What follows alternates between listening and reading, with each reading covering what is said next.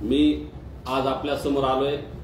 काल धनंजय मुंडे याने माझ्या संदर्भात जे वक्तव्य केलं त्याची सत्यता सांगायला मी आपल्या समोर आलोय। मी एक मराठा चळवळीत काम करणारा सामान्य कार्यकर्ता आहे। मनोजदादाच्या सोबत गेले 2 वर्ष रात्रीचा दिवस दिवसाची रात्र करून त्यांच्या सोबत एक खारीचा वाटा उचलतोय। पण या माणसानं काल त्यानं माझ्यावर अत्यंत संभ्रम निर्माणे आरोप केलेत, संभ्रम निर्माणे वक्तव्य केलेत आणि त्यातून माझ्यात आणि मनोजदादा दरी पडावी, माझ्यात आणि मराठा समाजात एक संभ्रम निर्माण व्हावा आणि एक गोबेल्स नीती असते आपल्याकडे। म्हणतात की एक गोष्ट वारंवार सारखी ती बोलत गेलं तर खोटी असली तरी ती 10 वेळेस बोलल्यानंतर 11 वेळेस खरी वाटायला लागते। तशा पद्धतीनं हा काल बोललाय आणि त्याने जाणून बुजून ते वक्तव्य केलंय। मला बदनाम करायचं, मराठा समाजापासून मनोजदादातून तोडायचं आणि एक मनोजदादाची टीम असेल किंवा आमच्या सगळ्यात एक संभ्रम एकमेकाबद्दल निर्माण करायचा, अशा पद्धतीनं ते वक्तव्य आहे आणि ते अत्यंत चुकीचं आहे। त्या सगळ्याबाबत मी सविस्तरपणे खुलासा करणार आहे आणि याला पार्श्वभूमी ही तशीच आहे। जर तू मित्र म्हणतो तर शेवटचं कालचंच उदाहरण घेऊ। माझ्यासारख्या सामान्य कार्यकर्त्याला डुकरासारखं ओढत नेणे ही जर मित्राबद्दल तुझी भावना असेल तर बाकीच्या बद्दल काय?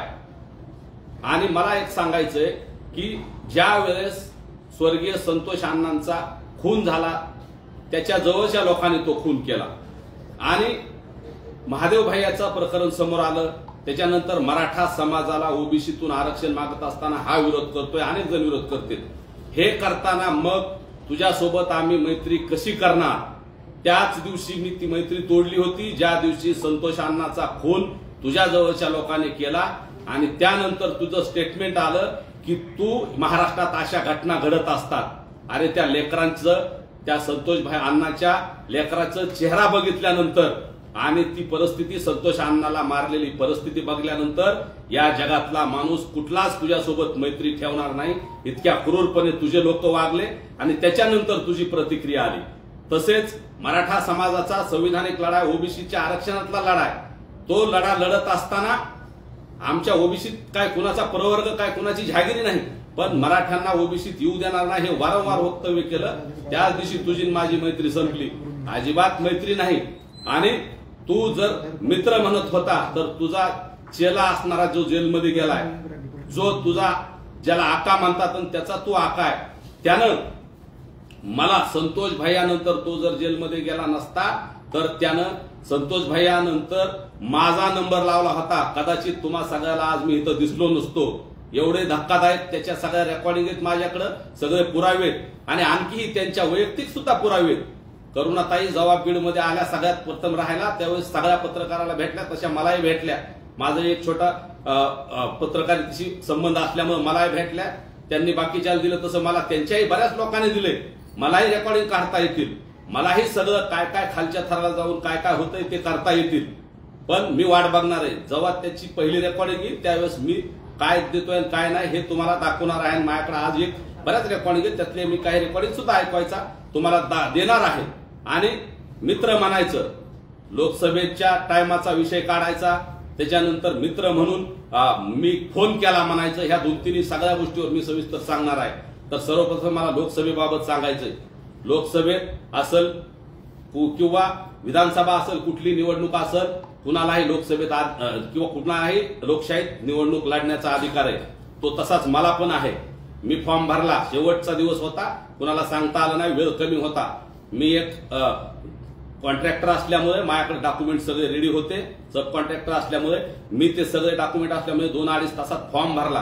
आणि त्याच्याही अगोदर आम्हाला अशी माहिती मिळाली होती की तत्कालीन राष्ट्रवादी शरद पवार गटाच्या उमेदवाराला तुम्ही मॅनेज करून उमेदवारी आणणार आहे, म्हणून मराठा समाजाच्या भावना तीव्र होत्या, म्हणून आम्ही काही लोकांनी ठरवून आम्ही आमचा उमेदवारी अर्ज भरला आणि त्यानंतर आम्ही मनोजदादाला संपर्क केला। मनोजदादांनी रात्री आम्हाला सांगितलं माघार घ्यायची, समाजाने सांगितलं माघार घ्यायची, समाजाच्या भूमिकेच्या पुढे मी जाऊ शकत नाही म्हणून मी ती माघार घेतली।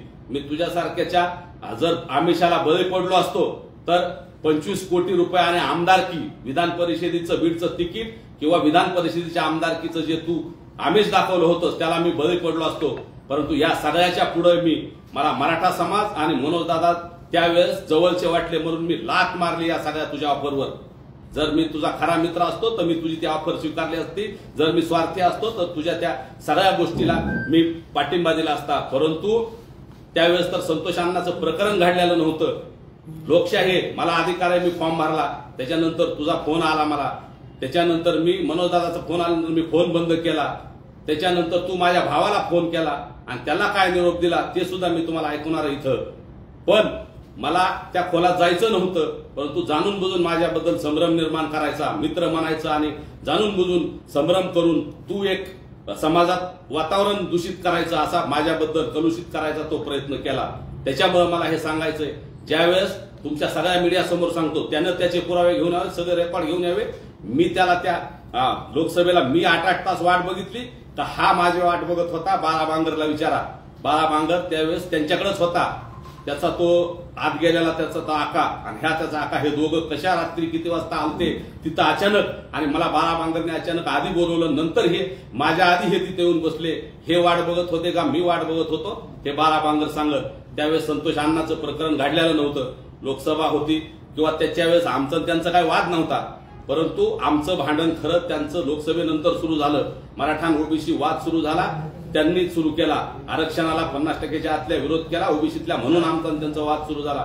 तोपर्यंत जिल्ह्यातलं वातावरण चांगलं होतं, आम्ही पत्रकारितात मी आहे संपादक होतो, त्याच्यामुळं त्यावेळेस सगळ्या मीडियाला ज्यावेळेस काही पॅकेज दिले जातात, जाहिराती दिल्या जातात, वार्षिक पॅकेज असतात, निवडणुकीचे पॅकेज असतात, सगळं असतं, तशाच पद्धतीनं आम्हालाही पॅकेज काही दिल्या असतील त्यांनी पेपरला, पण तो उद्या सांगल मी ह्याला इलेक्शनसाठी एवढे पैसे दिले तेवढे, असं हे संभ्रम करेल, म्हणून मी हा मुद्दा उल्लेख करतोय। पेपरच्या व्यतिरिक्त तुझ्या कुठल्या रुपयात मिंदा नाही, 25 कोटीची ऑफर नाकारणारा मी, त्याच्यामुळं लोकसभेतलं जे सांगितलं ना अर्ध सत्य सांगून संभ्रम निर्माण केलास, म्हणून मला हे सांगायचंय, तुझा माणूस इथं काय काय घेऊन आला होता आणि आम्ही कसं मनोजदादांनी सांगितल्यानंतर त्याला वापस पाठवलं, त्याच्यामुळं तुला माझ्यावर राग आला, तुझ्यापेक्षा तुझ्या त्या आकाला राग आला आणि त्यांनी माझी थेट मला संतोष भैयानंतर माझाच नंबर लावल्याचं रेकॉर्डिंग सुद्धा आणि बाकी बऱ्याच गोष्टी मला तिथं सांगितलेल्या आहेत। परंतु मला ठीक आहे, मी समाजासाठी शहीद व्हायला मरायला सुद्धा तयार आहे, परंतु असला मित्र म्हणायचा आणि अशा पाठीत खंजीर खुपसायचे, यापेक्षा असल्या मित्रापेक्षा दिलदार शत्रू बरा, या पद्धतीचं मला सांगायचंय। तू सांगितलं लोकसभेत कसा फॉर्म भरला का, माझ्यासारख्या सामान्य कुटुंबातल्या चळवळीत काम करणाऱ्या अधिक कार्यकर्त्यांनी फॉर्म भरू नये का? तुमचाच मोठ्या प्रस्थापित घराण्यातल्या आणि मोठ्या लोकांनी पैशावाल्या लोकांचा अधिकार आहे का? मला अधिकार नाही का फॉर्म भरायचा? फॉर्म भरल्यानंतर तुझा फोन आला, अजून मनोजदादाचे फोन आले, फोन घेतले, मी माझ्या त्यावेळेस समाजाची भावना ओळखली, माझ्या समाजाने मला सांगितलं, मनोजदादांनी सांगितलं आपल्याला प्रत्येक वेळी आपण यांना मदत करतो, यांना प्रत्येक वेळी यांच्या गावात मराठ्याच्या उमेदवाराला बघा 4-4, 5-5 मतं असतात एक आपल्याचे, तरी आम्ही काय बोललो नाही। ह्यावेळेस मराठा समाज एक झाला, समाजाने एक उमेदवार ठरवला, केलं त्याला मदत, त्याच्यामुळे त्याचा राग धरून जर तुझा तो आका मला संपवणार असेल आणि हे तुला माहीत झाल्यानंतरही तू माझ्या काहीच बोलला नसशील, लोकांना त्यालाही समज दिली नसशील, तर तुझा त्यात सहभाग आहे की काय, किंवा तुलाच ते माझ्याबद्दल राग आहे की काय आणि म्हणून ते डुकरासारखं ओढून नेतो असं वक्तव्य केलंय काय, असं मला वाटायला लागलंय। आणि तुझ्याच त्या माणसाने ते सांगितलंय मला, तू सांगितलं त्या सभेचा आदल्या दिवशी फोन आला, ठीक आहे, त्याचा अर्ध सत्य सांगून तिथंही संभ्रम निर्माण करायचा प्रयत्न केला। तुझे 4-5 लोक तिथं आले, माझ्याकडे आले, त्यांनी सांगितलं बीड जिल्ह्यातलं वातावरण खराब होतंय, मराठा ओबीसी वाद लागतोय, ठीक आहे, ते GRला विरोध करायला आलते म्हणून मी त्या सभेला विरोध करत होतो, परंतु काही घडामोडी घडल्या, कोर्टातला निर्णय आम्हाला वेळेत आला नाही, राज्यपालांकडला आला नाही, म्हणून आम्ही तिथं माघार घ्यायचं ठरवलं, तुझ्या म्हणण्यावर किंवा तुझ्या ह्याच्यावर केलं नाही। पण तुझे लोक आले आणि सांगितलं, काही 4 लोक समाजातलेही आले, त्यांनी सांगितलं बाबा हे मराठा ओबीसी आपल्या जिल्ह्यात खूप टोकाला होतंय, त्याच्यामुळं तुम्ही काय करू नका, त्या सभेत करू नका। पण तिथं जे तू आणि तुझ्या लोकांनी सांगितलं आणि मला जी माहिती मिळाली त्यानुसार तिथं सुतोळे बॉम्ब टाकून तिथं मला बॉम्बस्फोटाच्या कटात अडकवायचा प्रयत्न कुणाचा होता, कुणी केला होता हे त्यांनी उत्तर द्यावं। तिथं भुजबळ सुद्धा बोललेत की सुतोळे बॉम्ब घेऊन येणार आहेत लोक, म्हणजे तुम्हीच तुमच्या जवळचे लोक तिथं जाणार, सुतोळे बॉम्ब टाकणार आणि मला त्यात अडकवायचं, असा प्रयत्न कुणी केला याचं सुद्धा या मित्र म्हणणाऱ्याने उत्तर द्यावं।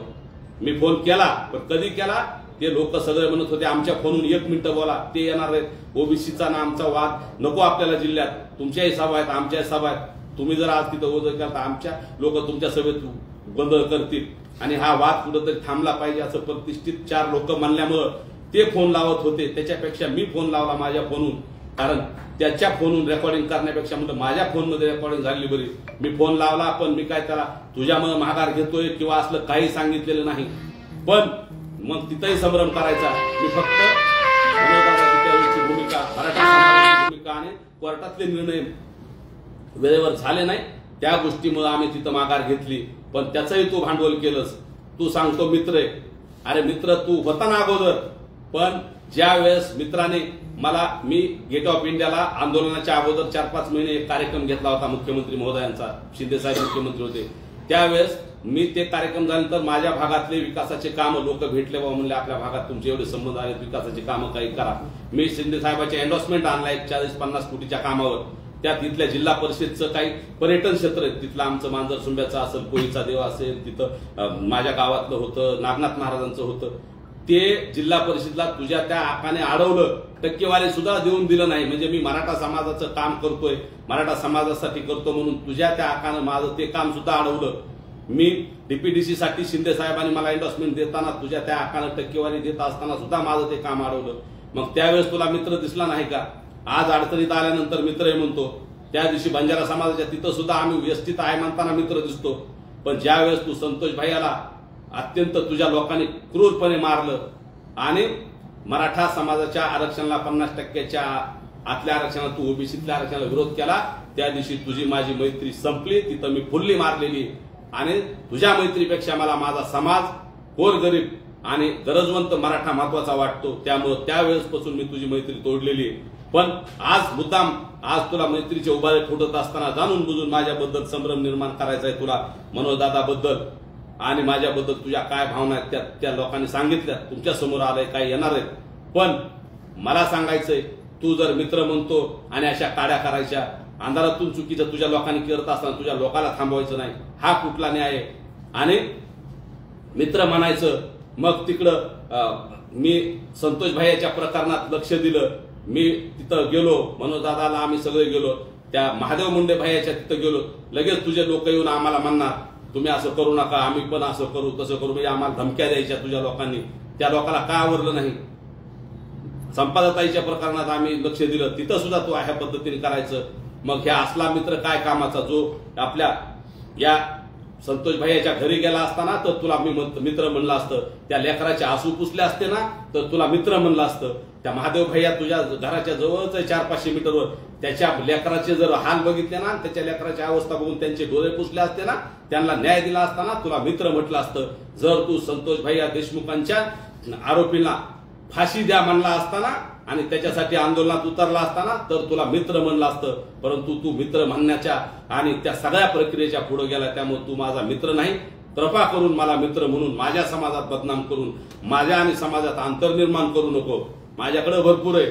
सगळ्यात अगोदर जिल्ह्यात मला सगळ्या लोकांनी आणून दिले, पण मला कुणाच्या वैयक्तिक आयुष्यात जायचं नाही. अतिशय वैयक्तिक घाणेरड्या क्लिप माझ्याकडे सुद्धा गेल्या 7-8 वर्षापासून 4-5 वर्षापासून मला लोकांनी दिल्या.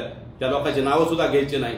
फक्त बाळा बांगरला विचार, तू माझ्यासाठी वाट बघत होता का? मी तुझ्यासाठी एकमेव भेट 10-15 मिनिटाची तिथं मी घेतली तुझ्यासोबत. ते बी बाळा बांगरने अचानक सांगितलं. मी त्याला ज्या दिवाळीच्या काहीतरी पिरियड होता फराळासाठी बोलवलं, हा तिथून चालला होता, ह्याचा फोन आला त्याच्या आकाचा त्या खालच्याचा, आणि त्यांनी फोन केला. हे बसलो तर आम्ही म्हणल्या होत्या, लगेच गाड्या वळवल्या आणि काय पुढं केलं आणि काय हे केलं. आपल्याला मराठा ओबीसी असं करायचं काय बोलला आणि इकडं 50% आतल्या विरोध करतो.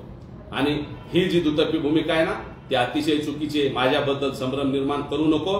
जर माझ्या तू रेकॉर्ड देतोय ना त्या तिथल्या कॉलचं, त्या भुजबळाच्या सभेच्या अगोदरचं, माझ्याकडे बिले रेकॉर्ड आहेत ना. प्रत्येक वेळी तू फोन करून 2-4 वेळेस त्याच्यानंतर पण तू फोन केला, मी उचलत नव्हतो.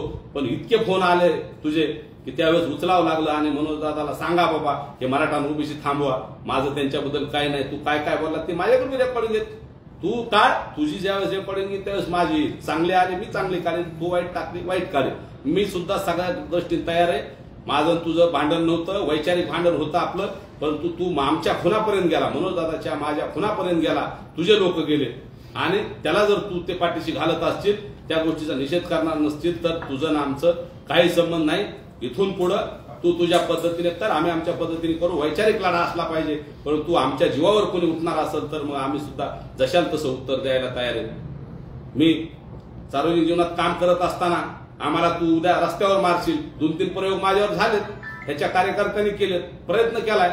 महिला अंगावर घालायच्या, गाडीला कट मारायचे, माझ्या ऑफिसकडे महिला पाठवायच्या, काही लोक गुंड पाठवायचे, असे प्रकार झालेत तुझ्या लोकांकडून. ठीक आहे, त्यात तुझा संबंध नसेल, परंतु या गुन्हेगारी लोकांना आवरायचं काम तुझं आहे. मित्र मानायचं आणि मित्राच्या जवळ असं करायचं हे कुठल्या व्याख्यात बसतं हे मला त्यांनी सांगावं. आणखी बरेच गोष्टी आहेत, पण आता वेळ खूप झालाय. त्याच्यानंतर ती ऑफर दिलेल्या असतील, सगळ्या गोष्टी आता भरपूर आहेत. प्रत्येक गोष्टीत मला त्यानं मित्र मानायचं, मलाच नाही अशा लोकांना, बऱ्याच लोकांचं तू हे केलंय. पण बोल ना, मग तू सांग मित्रासाठी काय केलं, सांगायला पाहिजे होतं. मित्र म्हणायचं आणि एक काम पण नाही करायचं, कुठल्या कामात आडकाट्या आणायच्या पालकमंत्री असताना आंदोलनाच्या आधी, आणि इकडं आता मित्र म्हणायचं. त्यावेळेस मित्र नाही दिसला का? मी लोकसभेला तो म्हणला ना प्रचार केला नाही, फॉर्म भरला कसा भरला, अरे मला अधिकार आहे ना माझ्या समाजासोबत राहायचा. मी बजरंग सोनवणेचं मतदान त्यालाच केलं आणि मनोजदादा सोबत आम्ही रात्रंदिवस फिरलो. त्याचा हा व्हिडिओ सुद्धा बघा, मी दाखवतोय तुम्हाला. कारण मी माझ्या समाजाशी बांधले, मी तुझ्याशी किंवा कुठल्याशी बांधलेलं नाही. उद्या तू म्हणशील मला ह्याला हे केलं ते हे करलो, मला म्हणला मदत करतो, मी अजिबात तसं केलेलं नाही. मी फक्त पेपरचा विषय असेल तो वेगळा, पण समाज म्हणून, कार्यकर्ता म्हणून, एक सेवक म्हणून मराठ्यासोबत मी प्रामाणिक आहे, प्रामाणिक होतो, प्रामाणिक राहणार आहे. आणि मी 25 वर्ष झाले या चळवळीत आहे. मला कोणी त्या बाबतीत विकत घेऊ शकत नाही. समाजाच्या आणि माझ्या मध्ये कोणी येऊ शकत नाही. हा विषय आहे. आणखी एक रेकॉर्डिंग आहे, पण ती आता मी तुम्हाला, त्याने कसा मला फोन करत होता माझा फॉर्म भरल्यानंतर आणि कोण कुठं येतंय काय काय घेऊन ते सांगितलं आहे. पण मी आज ती देणार नाही, आता देत होतो, परंतु ती देण्यापेक्षा अगोदर मला त्याचं वाट बघायची. एखाद काही तज्ञ लोकांनी सांगितलं आधी तुम्ही काही देण्यापेक्षा त्या लोकांना द्या. मी आता ते तुम्हाला फक्त दाखवतो इथं, पण मला वाटतं ती जरा थोडं पेंडिंग ठेवू, बघू 2-4 दिवसात त्याचं काय उत्तर येतंय, काय काय बोलतोय, चुकीचं काय बोलतोय, माझ्या काय रेकॉर्डिंग असतील काढ. मी कधीच चुकीचं काय बोललेलो नाही. हा, तू अगोदर जेव्हा संतोष भाईच्या अगोदर मी तुझं आमचं बोलणं होतं त्यावेळेस समाज म्हणून या तू नेता होता, जिल्ह्याचा पालकमंत्री होता, मीडिया म्हणून तू आम्हाला फोन करायचा, सामाजिक कार्यकर्ते म्हणून फोन करायचा. रेल्वेसाठी तुझ्या सर एकदा बसलो होतो, मुंडे साहेब लोकलेखा समितीचे अध्यक्ष होते तेव्हा आम्ही तुझ्याकडे आलो होतो, तिथं 8 तास त्यावेळेस बसवलं. परंतु या माझ्या जुन्या मित्राला त्याला आता थोडासा संभ्रम झाला वाटतं, बुद्धीत थोडं हे बी विसरवाळूपणाचा सुद्धा काय आजार झाला काय असं बघावं लागलं. ठीक आहे, त्यांच्या आरोग्यावर मला बोलायचं नाही त्याच्या, पण विसराळूपणाचा आता मला लोकसभेत 4-4, 8-8 तास मी नगद नारायण बाबाला स्मरून सांगतो आणि माझ्या दोन्ही लेकरांची शपथ घेतो. आणि मी अजून कशाची शपथ घ्यायला हवा, मी या 2 वर्षात कुठल्याच नेत्याकडे 8 तास कधीच थांबलो नाही, 4 तास थांबलो नाही. आणि मला अधिकार नाही का लोकसभा लढवायचा, विधानसभा लढवायचा. आणि त्याने सुद्धा भगवान बाबा शपथ घेऊन सांगावं, किंवा सगळ्या इन कॅमेरा आमची नार्को टेस्ट करा, काय करायचं करा, तुमच्या सगळ्या मीडियाच्या चॅनलला लाईव्ह करा, शिवाजी महाराजांच्या पुतळ्यापाशी नाही तर कुठं, आणि सांगावं त्यांनी सुद्धा. मी जर तुझ्याकडे कुठं परदेला आलो असलो, कुठं आलो असतो, फक्त 12 बांगरच्या इथं एक भेट झाली, तेवढीच भेट आहे ती 15 मिनिटाची, ती पण अचानक घडलेली, तरी मी सांगितली. अनेक माझ्याकडे खासगी लय रेकॉर्डिंग आहेत ना तुझ्या, त्याच्या अगोदर फोन केलेले, ते घरगुती काय काय असेल आता ते नको बोलायला, आपल्याला कोणाच्या वैयक्तिक जायचं नाही. पण बाबा तू मला आणि माझ्या समाजाला कमी करू शकत नाही. माझ्या समाजाने सांगितलं ना तू समाजासाठी चुकीचं वागतोस, तर मी उद्या हिमालयात जायला तयार आहे सगळं सोडून. पण तुझ्या मासल्या फाटाफुटीमुळं मला मारलं तरी शेवटचा श्वास माझ्या शरीरात असेपर्यंत मी समाजाचं काम सोडणार नाही, मनोजदादाचा साथ सोडणार नाही. मनोजदादा तर माझ्यात वितुष्ट आणण्यासाठी तू बोलला नाही, काय बोलायचं ते बोल. मनोजदादाने समाजाने सांगितलं ना मी उद्या हिमालयात जाईल, पण तुझ्यासारख्या असल्या काहीतरी गेम करून, गोबेल स्मृती वापरून मला आणि अनेक लोकांना तू आता येणाऱ्या काळात करणार आहे म्हणून तुझ्या जवळच्याच लोकांनी मला सांगितलंय. परत लय लोक आहेत ना माझे कॉन्टॅक्ट मधले सगळे. मी महादेव भाईच्या तिथं गेलोय, संतोष भाईकडे गेलो, परत अनेक ठिकाणी जातो, सांगतेत ना तुझ्या आमचं जसं तुला तू म्हणतो ना माझ्याकडे सगळं रेकॉर्ड आहे दाखव, आमच्याकडे तुझं रेकॉर्ड आहे दाखवू ना आम्ही. पण आम्ही आमच्या समाजाशी प्रामाणिक आहेत, आमचा लढा आरक्षणाचा आहे, आमचा ओबीसीशी संघर्ष नाही, आमचा कुठल्या जातीशी विरोध नाही, आमचा वंजारी समाजाला विरोध नाही, आमचा तुला सुद्धा विरोध नव्हता. आम्ही आधी मनोजदादाने सांगितलं, आम्ही सांगत होतो. ज्यावेळेस तू या संतोष अण्णाचं प्रकरण केलं त्याच्या अगोदर आमचा तुम्हाला विरोध नव्हता. प्रत्येक लोकसभेला आम्ही सुरेश अण्णाला पाडलं, आमच्या लोकांनी त्यावेळेस मुंडे साहेबांनी निवडून दिलं, प्रकाश सोळंकेला पाडलं, निवडून दिलं. या जिल्ह्यात आम्ही कधी मराठ्यांनी जातीवाद केला नाही. तुमच्या तरी समाजाच्या गावागावामध्ये मुंडे साहेब उभा असले ना आमचा मराठ्याचा उभा असला तर 4-4 2-2 फुल्याच आमच्या लोकांना पडल्या. पण आम्ही कधी म्हणलो नाही की आम्ही वंजारी समाजाने असं केलं तसं केलं. आम्ही कधी कुठल्या समाजाला दोष दिला नाही, देणार नाहीत. कारण आपापल्या नेत्याविषयी प्रेम असतं. तसं ह्या वेळेस मराठ्यांनी दाखवलं प्रेम. तर एवढं तेव्हापासून तुम्ही वाद लावून घेतला की आमच्या सुपाऱ्या देण्यापर्यंत तुम्ही जाणार. लोकशाही नाही का? आम्हाला आमच्या समाजाचं काम करायचा अधिकार नाही का? मनोज दादाला आम्हाला बदनाम करायचं, जाणून बुजून असे काहीतरी षडयंत्र करायचे, हे सगळं थांबवलं पाहिजे. आणि लोकशाहीमध्ये लोकशाही मार्गाचा संघर्ष आम्ही केला पाहिजे एवढं सांगतो. आणि तुमच्या आता काही प्रश्न असतील त्या प्रत्येक प्रश्नाला मी उत्तर दाखवला ना व्हिडिओ तुम्हाला. रेकॉर्डिंग नाही, रेकॉर्डिंग आहे पण मला काही तज्ञाचे मेसेज आले. ऐकणार नाही, मी दाखवतो तुम्हाला पण ऐकायचं नको. काय कसं आहे थोडंसं आता सगळ्यांनी सांगितलं तर काही तज्ञच ऐकावं लागेल ना. बाकीचे 4-5 नंतर दाखवा. नाही भरपूर 4-5 नाही, 2 रात्री 2 दिवस आपल्याला बसावं लागेल. नाही नाही, काही रेकॉर्डिंग आलेली ह्या काही दाखवू शकतो. आवाज चेक करा फक्त, एवढंच दाखवणार ना.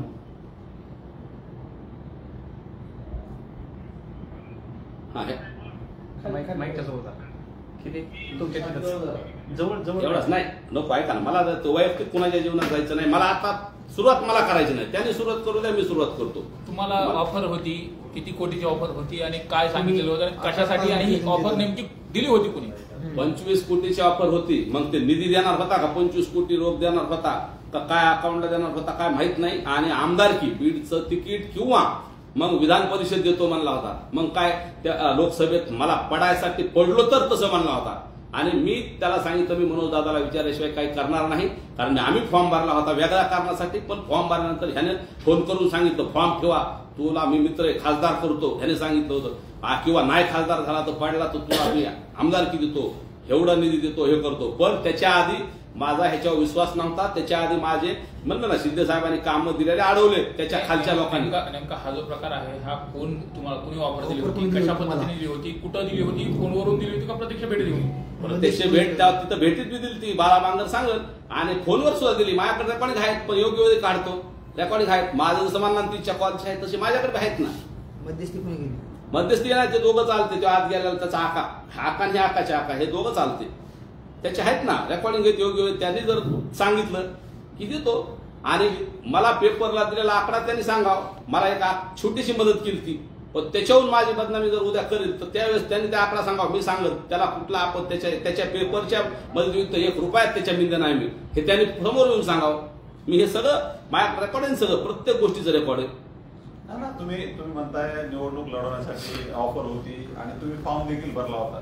त्याच्या ऑफरच्या आधी भरला होता. फॉर्म भरला तुम्ही उशिरा आले.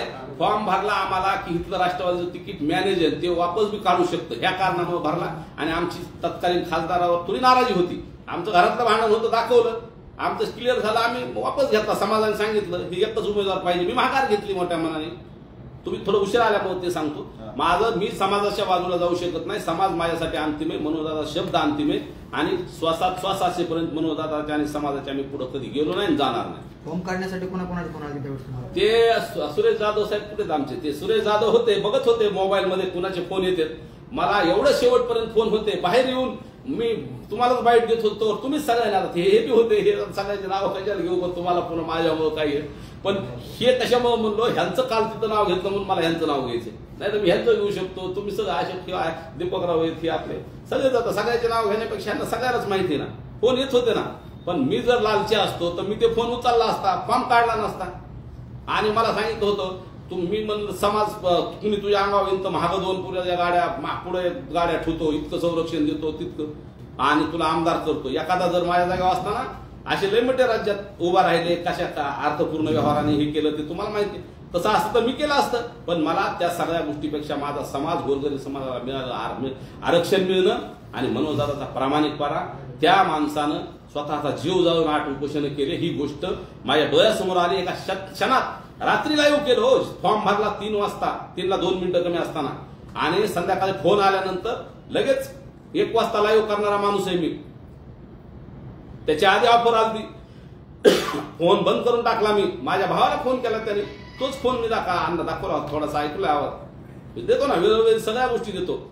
नाना, जर आपण बघितलं तर ओबीसीचा मेळावा होता त्यावेळेस सुद्धा तुमची गुत्तेदारी बाहेर काढली. आता पाटलांवर हल्ल्याची गोष्ट आली त्यावेळेस पण तुमची गुत्तेदारी. म्हणजे नेमकं तुमची गुत्तेदारी काय, नेमकं काय, कोणाला चुकती काय गुत्तेदारी? माझ्यासारखा शेतकऱ्याचा एक खेड्यातून आलेला पोरगा त्याचं गुत्तेदारी किंवा सामाजिक काम कोणाला खूपच असेल. मराठा समाजासाठी मी रात्रंदिवस पळतोय, गेले 2 दिवस झालं ते बंद करून, सगळे व्यवहार सोडून मी रात्रंदिवस पाटलासोबत आहे बाबा, तिथं मीडियात दिसतोय. मग काही अतृप्त आत्मे असू शकतात ना आजूबाजूला. आणि मला अजून एक सांगायचं, तिथल्या काही एका माणसाने त्याच्याच लोकांनी सांगितलं की तू 96 तुझे 12 माशी मराठा आहे, तू जर एकदा हिता आला बीडमध्ये मोठा झाला तर तुला रोखणं अवघड होईल, म्हणून तुझे लोक त्याच्याकडे गेलेत आणि त्यांनी सांगितलं ह्याला हिता आवरा ह्यासाठी. मग ह्यासाठी काय प्लॅन आहे, काय कुणाचा प्लॅन आहे हे त्यांनी सांगावं. त्याच्याकडे आलते लोक जाऊन मला त्याच्याच लोकांनी सांगितले.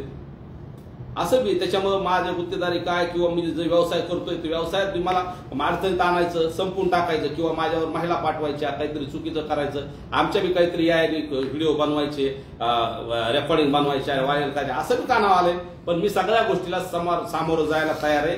पण मराठा समाजाचा आणि मनोजदादाची साथ मी शेवटपर्यंत सोडणार नाही, मेलो तरी. आणि मला माहिती आहे येणाऱ्या काळात बघा तुम्ही त्याचे कार्यकर्ते 100%, कारण माझ्यावर खूप दिवसात त्याचा, जसं लोकसभेला मी फॉर्म वापस घेतला तेव्हापासून त्याच्या कार्यकर्त्याच्या प्रतिक्रिया त्याच्या की ह्यो लय समाजासाठी ह्यासाठी पुढं करतोय आणि ह्याला एकदा बघायचंच आहे. तसे प्रयोग बी झालेत तिकडे त्या बेलखंडी पाठवण्याच्या टायमाला झालाय, बऱ्याच ठिकाणी झाले. माझ्यावर ते एका पोलीस स्टेशनला बरेच जाणून बुजून काही गैरसमज करून एक तक्रार दाखल करायला सुद्धा गेलते. एका समाजाचे लोक 60-70 खोटं बोलून नेले होते तिथं. पण पोलीस अधीक्षक चांगले असल्यामुळे वाचलोत आम्ही, नाहीतर 307 किंवा विनयभंग आमच्यावर झाला असता. जसं त्या बिचाऱ्या बाळाबांकरच्या आईवर झाला. 307 महिला करेल का कोणी? काय पाहिजे राव? अरे त्या मित्राच्या लोकांना काय पाहिजे, जो ताटात खात होता बाळाबांकर. तत्कालीन मित्राने तुम्हाला डुकरासारखं घेऊन जाऊ असं सांगितलं होतं. तर या संदर्भात तुम्ही कायदेशीर काही बाजू घेणार आहेत का? काही धमकी आहे का किंवा याला कसं फेस करणार? आणि शकतो बाबा जरांगे पाटील यांनी देखील त्यांच्या पत्रकात सांगितलं की गंगाधर काळकुटे यांच्या जीवाला धोका आहे, त्यांना देखील सुरक्षा द्यावी अशी मागणी केली. खरंच धोका आहे. मला परत लोकांनी सांगितलंय की माझा जर तो कार्यकर्ता आत गेला नसता त्याचा तो आका, तर माझा संतोष देशमुख भैयानंतर माझाच नंबर होता. आणि माझ्यानंतर एक 10-5 लोक आहेत बीड मधले, बीड जिल्ह्यातले चळवळीत काम करणारे, ह्यांना मारायचं किंवा बदनाम करायचा हा होता, कट आहे. पण आता ते आत गेल्यामुळे कदाचित ती प्रक्रिया थोड्या दिवसात थांबली असेल. भविष्यात आमचा मर्डर होऊ शकतो, मारून आम्हाला डुकरासारखं नाही का ते असं करतात, तसं ओढून नेऊ शकतात. पाटलांनी सांगितलंय खरंच माझ्या जीवाला धोका आहे, पण तरी भेट नाही मी. काय समाजासाठी व्हायचं असेल ते होईल. त्यानं काय मारायचे मारावं मला. मी 24 तास बिना कुठल्या संरक्षणाचं, बिना कुठल्या ह्याचं समाजासाठी रात्रंदिवस पळतोय. 24 तास माझा फोन चालू असतो. कुणाचा फोन उचलतो? तेव्हा जसा मानला फोन उचलतो मी बी उचलतो. कोणाचे फोन? 2दा फोन तुझे आलेत रातच्या, काढू का ते बी जाहीर करू का मी? पण मी माझ्या समाजाशी प्रामाणिक आहे. कुणाचे फोन आले, कुणी ऑफर दिल्या आणि पैशाच्या आणि ह्याच्या, मी त्याच्यात अजिबात पडणार नाही. मी आणि माझा समाज आणि मनोजदादा यांना कधीही सोडणार नाही. आपण जर पाहिलं तर काल धनंजय मुंडे यांनी देखील प्रश्नाचं उत्तर देताना सगळं सांगू का असं म्हणत काही सांगायचं बाकी तुम्ही देखील आज सगळं सांगत नाही काही बाकी ठेवतो असं नेमकं असं काय आहे जे की तुम्ही दोघेही लपून ठेवायसाठी किंवा लपून मी काय ठेवत नाही. आता सुरुवात तिथून झाली. आता मी ते जेवढं बोललाय पण मी बोललोय. आता त्याने जेवढं आता पुढचं बोललं तेव्हा मी बोलतो ना. माझ्याकडे विलय म्हणते ना, देतो ना मी बी. बोलू द्या ना, समोरून येऊ द्या ना. एकतर्फी उगं चाललं तर तुम्हीच मला जायला त्याने नुसतं सहज बोलला, घ्यायला लागलं बाबा काय घरगुती काय काढलं, पुन्हा काय फोनवर बोलला, काढलं, रेकॉर्डिंग काढल्या, कशाला आताच त्याच्यामुळे बघू ना, वाट बघतो ना मी बी. त्याने काढावं, त्याने काढले मला चॅलेंज आहे. त्यांनी काढले दुसऱ्या दिवशीच मी तुम्हाला देणार. खूप भरपूर आहे माझ्याकडे. तर मी म्हणलं ना, करुणाताई मुंडे पत्रकार सगळ्या आलत्या ना बीडमध्ये आल्या पहिल्यांदा माझ्याकडे बी आलत्या. अजून बाकीचे लोक आलते, लय दिलंय मला बी. पण मला ते वैयक्तिक कुणाच्या चारित्र्यावर ह्याच्यावर जायचं नाही, मी जाणार नाही. मला मारलं तरी मला ते करायचं नाही. पण माझ्या अगोदर काढू द्या काही, मग मी देतो ना. नाना तुम्ही बोलताना बोलले त्यांच्याकडे माझे काही व्हिडिओ रेकॉर्डिंग असतील ते काढू द्या, पण आहेत का त्यांच्याकडे? काय आहेत का माहित नाही, पण याने बनवू शकतात ना. माझं तर काही नाही कुठलं, माझं सगळं पारदर्शक आहे. मी 24 तास रस्त्यावर आहे. माझं काय असलं तरी काढा, माझं तर नाही माझं. पण त्यांनी जर बनवून काढायचं असलं किंवा असं तर काढा, काय रेकॉर्डिंग काढावं, त्यात समोर सत्य येईल ना काय काय. या संपूर्ण प्रकरणाच्या अनुषंगाने आता तुम्ही कायदेशीर बाजू न्यायालयाचा दार ठोठावणार? मनोजदादांनी सांगितलं, मी एसपीला पत्र दिलंय मला असं धोका आहे म्हणून. आता ते पोलीस प्रशासनाने ते न्यायालयात काय जायचं अजून काही ठरलं नाही. पण मला धोका आहे एवढं सांगितलं म्हणून मी एक पत्र इथं दिलंय. आणि तिकडला मी फिर्यादी असल्या तिकडं अर्जदार असल्यामुळे मी त्यात काय जास्त तिकडल्या मनोजदादाच्या बाबतीत त्या विषयात मनोजदादाच बोलतो, तिकडल्या बाबतीत त्या प्रकरणावर मी बोलणार नाही. फक्त आजची पत्रकार परिषद मी जे मला तो बोललाय तेवढ्या 2-3 प्रश्नावर होती, त्याच्यावर अनुषंगाने विचारावं असं माझी विनंती. कारण तिकडं तपासावर त्याचा काही परिणाम होऊ नये म्हणून त्या गोष्टीत मी बोलणार नाही. आणि ही पत्रकार परिषद मी मला त्यांनी जे 2-4 प्रश्न विचारले माझ्याबद्दल बोलला त्याच्यावर आहे, त्यामुळे त्याच्यावर अजून काय असेल तर विचारावं.